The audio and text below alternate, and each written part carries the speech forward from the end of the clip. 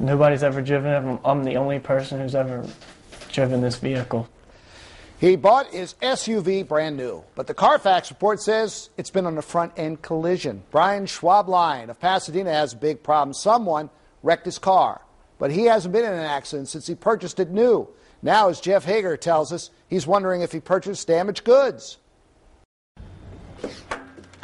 If he was buying a used vehicle, Bryan Schwabline may have looked under the hood, kicked the tires, and checked to see if there was a CARFAX report that would have turned up any accidents. The trouble is, he's trying to sell one, and CARFAX has it tied to an accident he claims he never had. The CARFAX came up. It came up as when I was in a head-on collision in October of 2009, which, pushed me back, and I was like, my head was spinning because I had no idea what was going on at all. You could see the difference in the bumper here. A test of the paint turned up evidence it has been repainted, and there's more. And you see how the fender sticks out past the car? Bryan says he bought the 2007 Denali brand spanking new from the Wilkins GMC dealership in Glen Burnie with just 46 miles on it. And he returned there looking for answers. We called the state police. State police have no record of any report.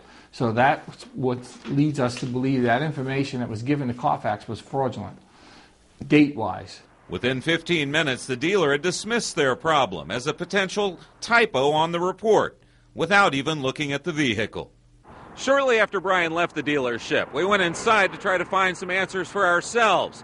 We were told that it appeared that the car had been damaged after it had been purchased, or perhaps someone might have filed the wrong VIN number with CARFAX. Bryan says, as a matter of policy, CARFAX won't disclose where the accident report came from. He's left with a used car that originally cost him more than $40,000 that 3 years later he can't afford to sell. How much did you think it was worth? $20,000. $20,000. How much is it worth if it's been in a crash? Probably less than $10,000 possibly. And some, like the dealer we went to, he said he couldn't even sell it probably because it was in a head-on collision on the CARFAX. In Anne Arundel County, Jeff Hager, ABC 2 News. That is some story, isn't it? Now, Bryan says on the date CARFAX suggested he was in an accident, he was out in Hagerstown in a duckpin bowling tournament, and he drove his SUV there and back, and he adds the accident and its accompanying report may yet be a mystery for all the courts to solve.